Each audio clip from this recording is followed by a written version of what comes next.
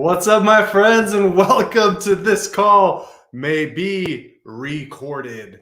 This is episode 56 of the show where we listen to recorded customer service phone calls and coach them up live. I'm Zach Garside, CEO of Power Selling Pros, and your host for this show. I've got 4 phone calls lined up today, folks. But first, as always, a customer service rant of epic proportions. Customers do not buy from the best companies. They buy from the companies who understand them best. Suppose you call 3 heating and air companies to come and fix your broken air conditioner. It's 100 degrees outside and your AC is not working. Yikes, big problem. So you call 3 companies. Company A picks up the phone and immediately answers your price inquiry. You're asking them, what do you guys charge for AC repair? Company A answers and immediately says it's going to be $79 for us to come out. You think to yourself, I'm not paying $79 for anyone to just drive to my house. So you hang up the phone and call Company B. Company B tells you, we don't have pricing in the office, but it's going to be at least $70 for us to come out. Once again, you hang up the phone and you call Company C. The CSR at Company C answers your phone call with, who do I have the pleasure of speaking with? John? John, tell me what's going on. How long has that been going on for? And how is this affecting your schedule today? The CSR at Company C then goes on to reassure you that you've called the right place, they can definitely help, and that you're going to get an in-home consultation from a certified service professional who will present you with all the best pricing options for your budget. And to have him come out and do that consultation, it's only $89. Who are you going to book with? You're going to book with Company C. Why?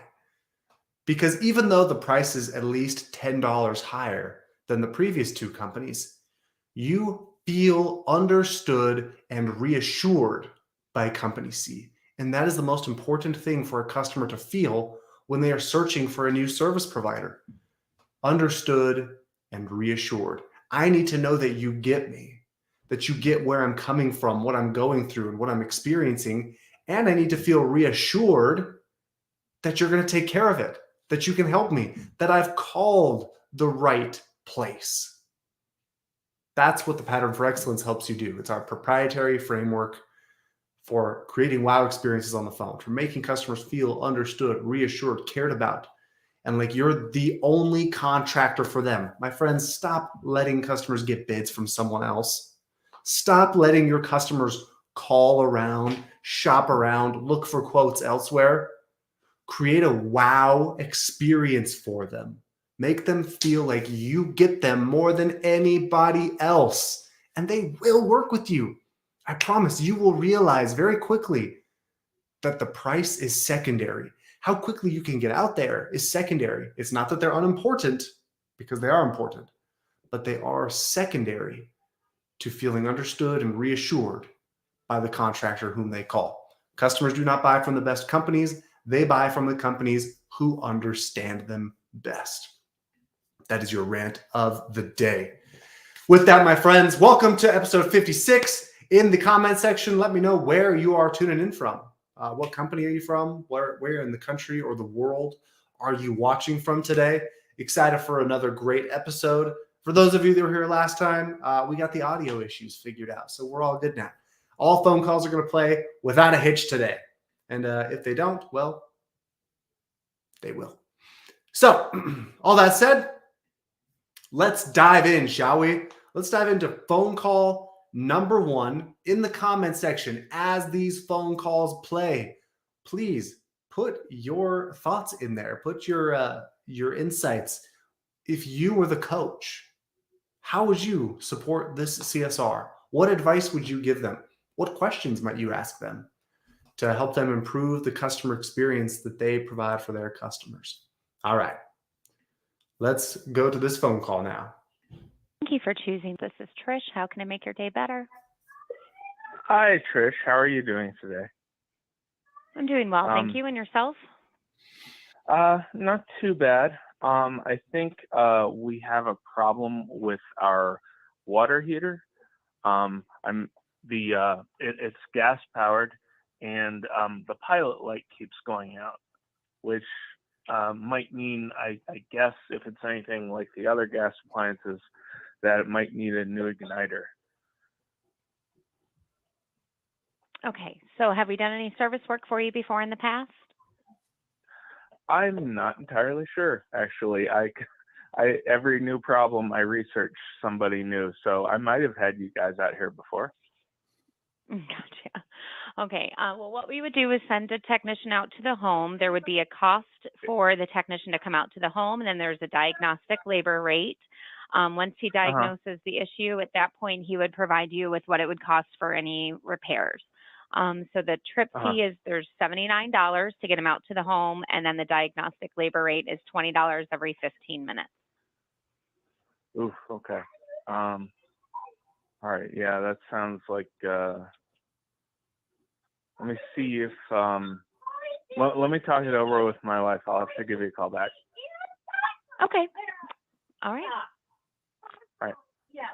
Okay. Thank you. I'll be in touch. Bye. Okay. All right, folks, in the comment section, please help me out. If you are the coach of this CSR and you need to sit down and give them feedback on the phone call you just heard, what feedback would you give? How would you approach that conversation? Alicia, a member of our team at Power Selling Pro, says, I don't love the question, have we ever worked for you before? That is an interesting point worth going into, I think. When you ask a customer, have we ever worked for you before? That is information that you should have. You should know that. You shouldn't have to ask the customer that question. And number two, it's actually a pointless question in the context of the conversation. It does not make a difference in any way, shape, or form in the outcome of the call. Stephen says, may I ask who referred you to us? That's an excellent question. Asking for that referral. Who referred you to us? Gives the impression as well that this is a company that earns referrals. We're so confident about it that we literally check to see who did refer you. So if I'm sitting down with this CSR right now, first things first is I'm asking them, tell me about that phone call. What led you to the approach that you took there? And getting their take on the situation. Maybe the CSR was having an off day. Maybe the CSR doesn't think that there's a problem. Maybe they think that was a perfectly acceptable phone call. At that point, once I get the lay of the land from them and I understand their point of view on the call, then I'm going to say, can I give you my feedback now? And I'm going to ask for permission to go into my feedback on the situation. Nothing is more unwelcome than feedback that has not been that you've not asked for permission to give. So I'm going to ask, can I give you my feedback on the call now? And I'm going to start from the very beginning of this conversation. Number one, when that customer spends the first 35 seconds of the conversation telling you about his water heater that's not working, if you immediately pivot from that to, well, have we ever done work for you before? What you're saying is that first 30 seconds that you spent telling me about your problem, I didn't hear any of it. It doesn't matter to me. I don't care. That may not be what you mean, but that's what the customer hears. So we need to be very clear when the customer tells us about their situation to repeat it back to them in our own words, to ask clarifying questions like, how long has this been going on? How is this affecting your schedule today? And then we need to empathize and say, oh, I hate to hear that your water heater's not working. It sounds like you have some experience with it though, which is wonderful. You've called the right place. We can definitely help you out. Who do I have the pleasure of speaking with? And you find out who they are, get their name, which, by the way, once you have their name and phone number, you should be able to see in your system if you've worked for them in the past anyway. You shouldn't have to ask them. At that point, we're going to transition from building a connection, understanding their problem, to asking them, when would you like us to come out today? Notice how in none of this am I going into the price. I'm not telling them about the $60 for us to come out and then the hourly diagnostic charge, which you could hear the customer go, oh, when he heard that. He wasn't satisfied. He didn't like that. Not because he's unwilling to pay, but because the CSR did not build value prior to revealing the fee. And that's the key. Customers are not unwilling to pay a high fee. they're unwilling to pay something they see no value in. So it is our job to communicate that value by connecting with them, listening to them, and describing the service they're going to receive. Now let's look at some of the comments here from those who are participating. Barbara says the call wasn't personal. Allison says, I'm not seeing you in our system. Have we serviced your home before? Okay. I would take that a step further, Allison. I think you're on the right path. Because if I say I'm not seeing you in our system, it kind of goes back to that giving the feeling that either we're disorganized or I'm not seeing you. I don't have any record of you. You're not important. Again, not what you mean, but that's what the customer hears. It's not even necessary, in my opinion, to give the customer any idea of what's in your system because they don't care. Right? They don't care about your system. What they care about is, do you know me? And so if you don't see them in your system, it doesn't matter. Who do I have the pleasure of speaking with today? John, I'm Zach. I'm going to take care of you. I'm super grateful that you called in. You've made the right choice. Where are you located, John? And getting their information will tell me if they're in the system or not. I don't need to tell them that, though. And again, the question, have we served your home before? It doesn't make a difference in the grand scheme of things. If you don't have them in the system, then you haven't served them before. If you do, then you probably have, and you'll have notes there and a record. In either case, asking the customer that question, it can't help you. It can only hurt you. It can hurt you because if you have served them, but you don't know it, they're going to feel like you weren't paying attention or you're not organized. All right. Chandler Wise Services says the CSR never asked for the caller's name. That's correct. So we ask again, who do I have the pleasure of speaking with today? That's the most polite, connective way. Is connective even a word? No. I'm using it as one, though. It's the most polite, connective way to ask that customer what their name is. Ask permission. This is great, says Stephen. That's right. Ask permission to the CSR. Can I give you my feedback on the call now? The rep lacks the care principle, says Shem. Barbara points to empathy.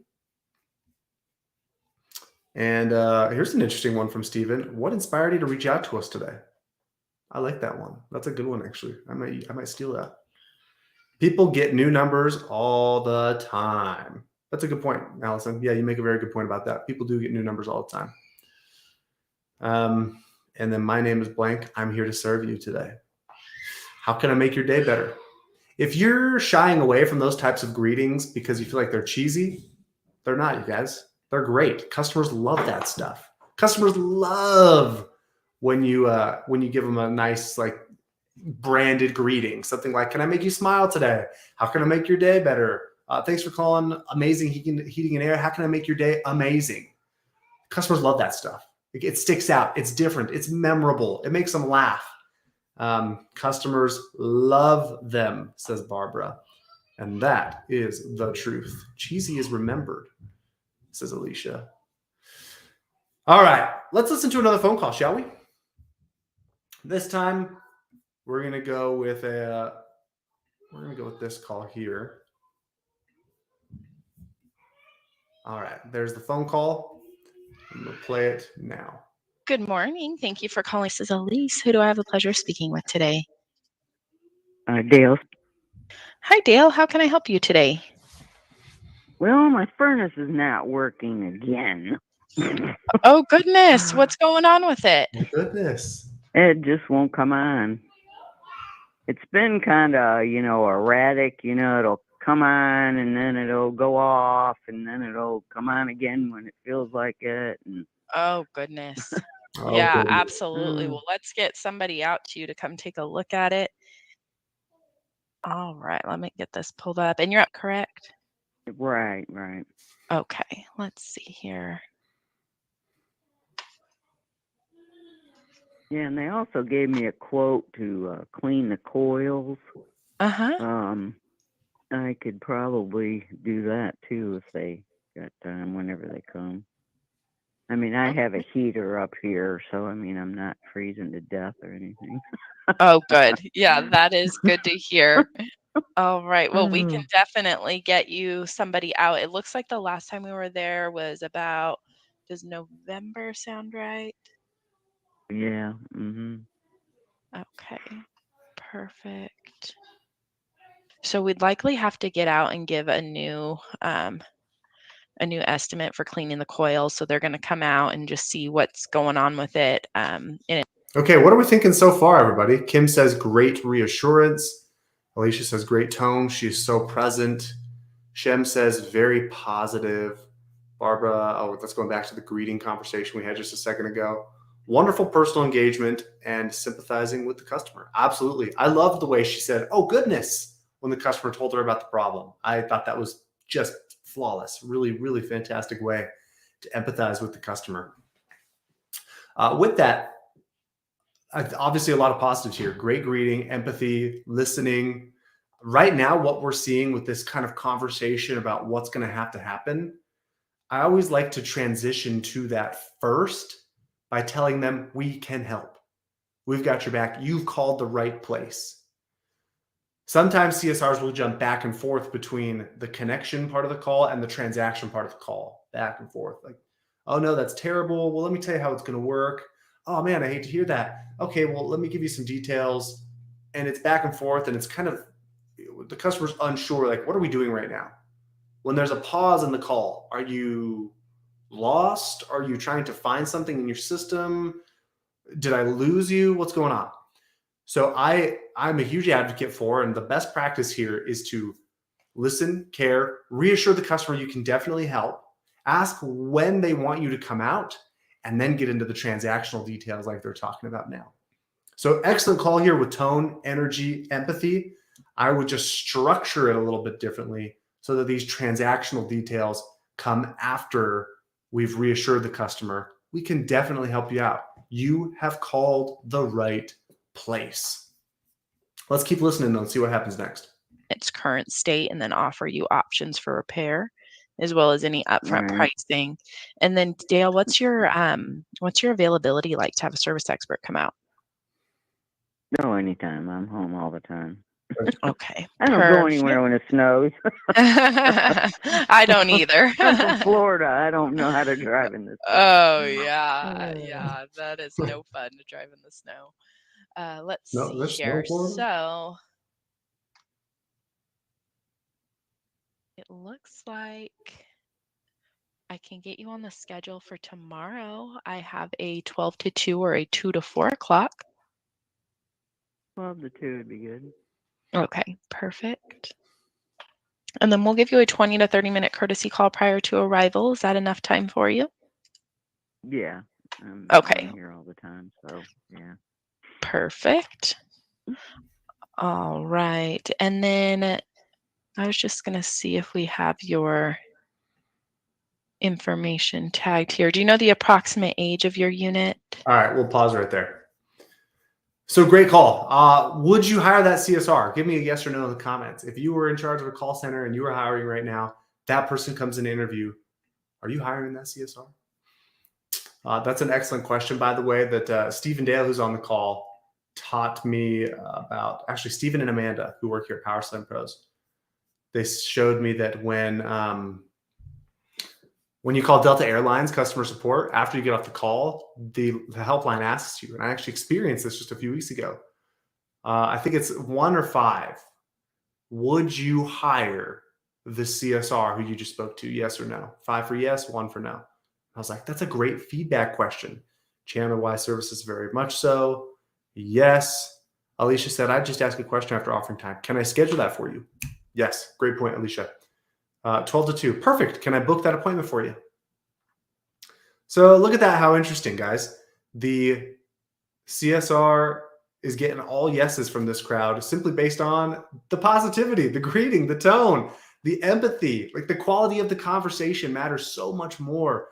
But for some reason in these hiring processes, we often over-index on technical skills, ability to use a spreadsheet or CRM or dispatch experience. No, what you want is that. You want that kind of attitude. In fact, if you want to save yourself some time in the hiring process, just ask people to send them, like, do a fake phone call with you, fake customer service call. See what kind of experience they create for you. And, you could probably save yourself a lot of time in the hiring process. If it feels like she really cares about her clients, I'd hire 5. it was really interesting. About a month and a half ago, I was in Phoenix, Arizona, speaking at Tommy Mello's Vertical Track event. And in the conference hall where we were speaking and where all the round tables were set up for meals and chit chat, there was one guy working at the venue, serving food, taking people's empty plates for them. And his name was Orlando. And Orlando was so bright, so full of energy, so friendly, walking over to your table and saying, "Hey, sir, can I take that plate for you? Hey, it's my absolute pleasure. Thank you so much." You know, showing gratitude to you. When you went to go get enchilada soup from his table, he was really energetic about it, kind of selling you on how delicious the soup was. He was one of maybe 10 to 15 people working in the venue. And when I spoke on stage, I got up and I asked the audience, who here noticed, this is so funny. I said, who here noticed the guy working the event earlier with a great attitude? Every hand shot up and everybody knew who I was talking about. Like, think about how interesting and also simultaneously kind of sad that is. That when I said, who noticed the guy with the great attitude in here earlier today? Everyone knew who I was talking about. Think about that. There were 10 to 15 other servers in the room. There were 100 people in the event. And when I said, who noticed the guy with the great attitude? Everybody knew who I was talking about. That's the power of a great positive attitude, of that optimistic, infectious spirit. It's contagious. It's noticeable. It stands out.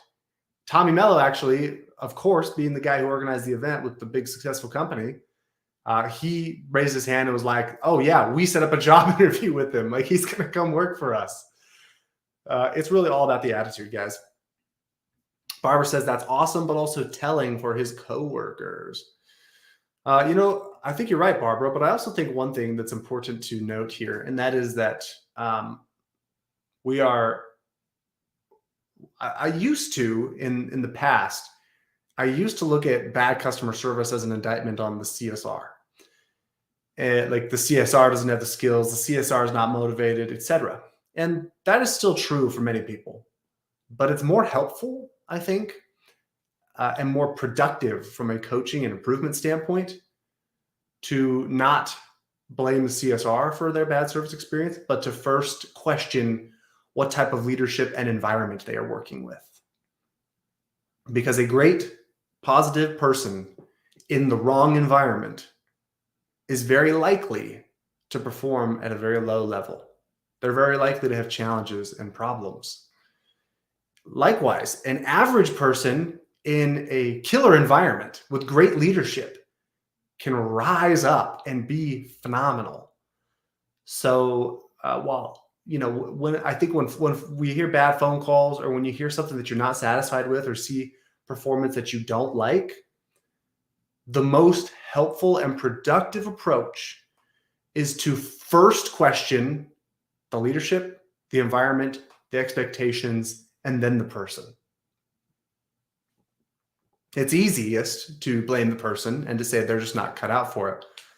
But it's more productive, more helpful, and honestly more accurate if you question leadership, environment, and expectations prior to questioning the human being.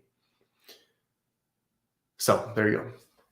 All right, guys, we got time for one more phone call. How are we doing so far? Thumbs up, thumbs down. Everybody learning something new today? Put your biggest takeaway in the comment section for me, please. I'd love to hear what you're learning today. Let's go with, all right, let's play this phone call. By the way, guys, if you're new to the show, I don't listen to any of these calls prior to. I listen to them live with you. We have a quality assurance team that does all the listening first and edits the calls, and then they send them to me so I can react live with all of you. All right. We're going to play that phone call right there, and here we go.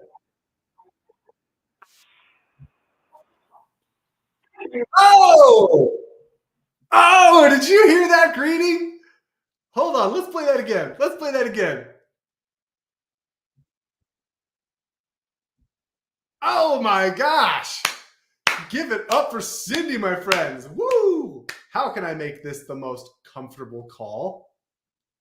Sometimes I listen and you hear nothing. I don't understand. Are you guys not hearing that phone call? Don't break my heart here, Barbara. You got to hear that. Well, I paused it. All right. Let me play it one more time. Here we go.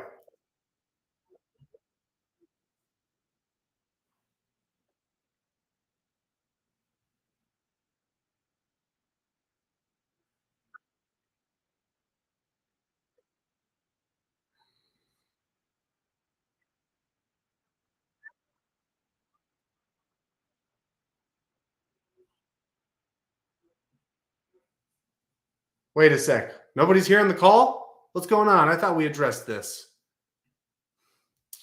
This streaming platform, they're gonna hear from me, you guys. It's all good. Let's play it again. Look for the share audio checkbox. I can't help but feel like you're toying with us. I'm not. This is an amazing phone call. Hold on. Okay. You guys got to hear it this time. All right. Let's try it one more time. Let's try it one more time, folks. Okay. Thank you for calling. This is Cindy. How can I make this the most comfortable call? Hey, Cindy, this is Jacqueline calling you back. Hi, Jacqueline. What'd you find out, hon? So Monday is great. I can be. Are we hearing that now? Help me out here, people.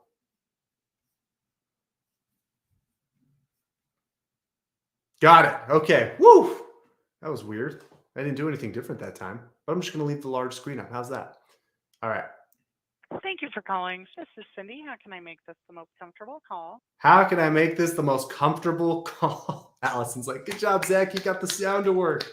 Thank you, Allison. Thank you. Thank you. How can I make this the most comfortable call? I'm telling you guys, those greetings, people are just suckers for those. Here we go. Call. Hey, Cindy, this is Jacqueline calling you back. Hi, Jacqueline. What'd you find out, hon? So Monday is great. I can be home and we can set something up for that. Yay! All right. I am going to get you on this schedule. We usually do these as a first call because it's going to take a few hours.